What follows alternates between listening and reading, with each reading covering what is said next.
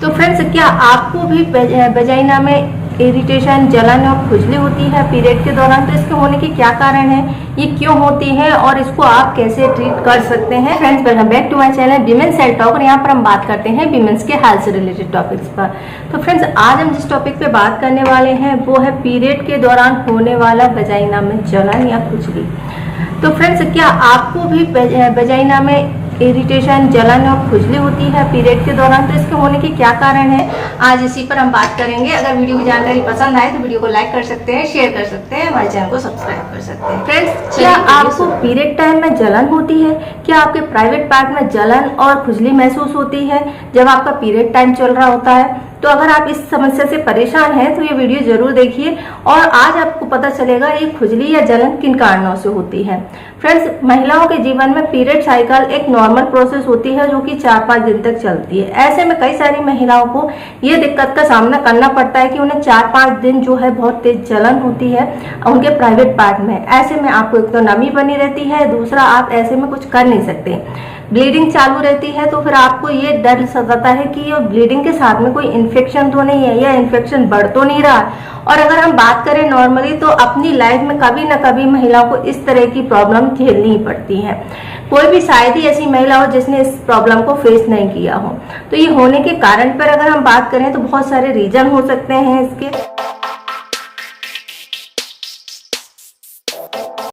अगर रीजन्स पे बात करें तो सबसे पहला होता है हाइजीन की कमी, जो कि आजकल तो सभी अवेयर हैं और हाइजीन का पूरा ध्यान रखते हैं। फिर ये सभी सिम्टम आने के और क्या रीजन हो सकते हैं?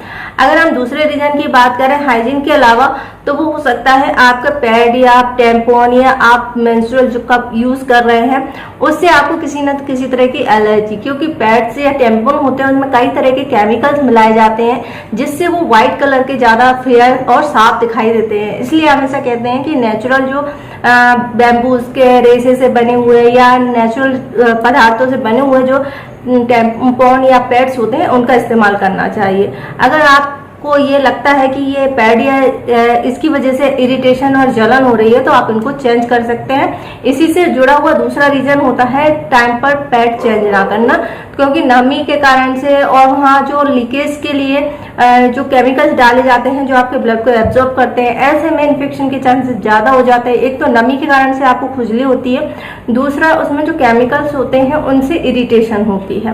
तो टैम्पॉन या अपने पैड को टाइम पर जरूर चेंज करें। अगर हम मेडिकली कंडीशंस की बात करें तो ये होता है कैंडिडाइटिस के कारण। कैंडिडाइटिस क्या होता है?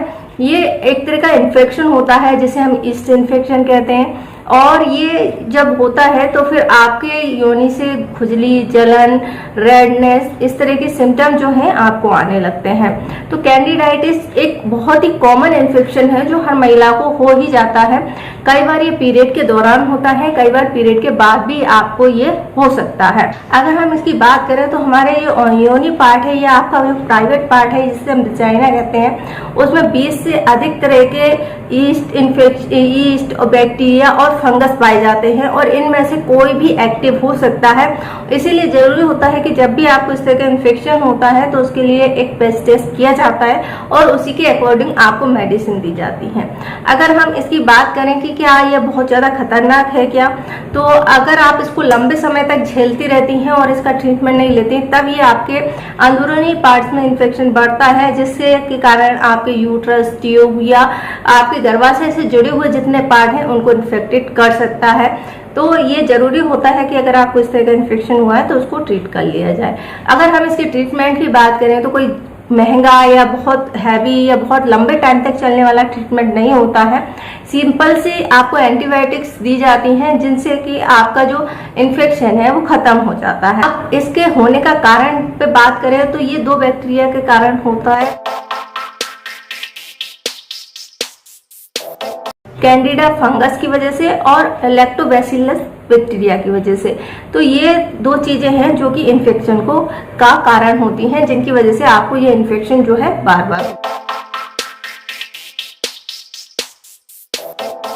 इसके अलावा अगर हम और रीजन्स पे बात करें तो वो होता है ट्राइकोमोनियासिस के कारण से, जो कि एक पैरासाइट होता है जो कि आपकी वजाइना में होता है और इसकी वजह से आपको ये इन्फेक्शन हो जाता है और इसके लिए भी आपको ट्रीटमेंट लेने की जरूरत पड़ती है।